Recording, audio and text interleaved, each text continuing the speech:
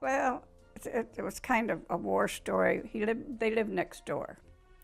We lived next door to each other in Akron. And Jack was getting ready to go off and go to war. We never should have gotten married. We were too young.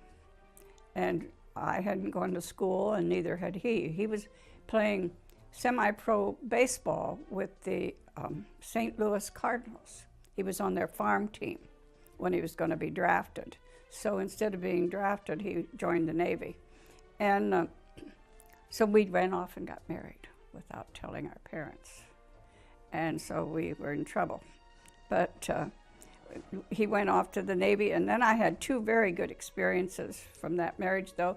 He was sent to Chicago for naval training, and I was just a little old girl from Ohio that had hardly ever been anywhere, and went to Chicago while he was in naval training there, and really grew up.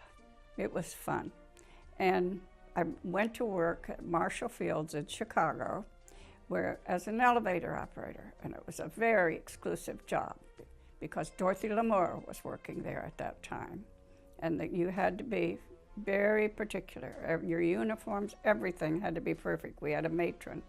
It was a very fun job, and they were all older than I was a little bit. I was the youngest one, maybe on the elevator banks.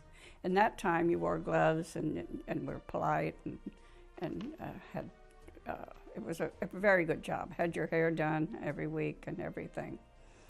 And I call it growing up because they would take me with them after work, where they would go start over to Saunders to hear a band, or underneath the ale someplace. They would take me along. Jack only had Liberty one day a week, and we'd go dancing out at the Aragon Ballroom when the bands came in.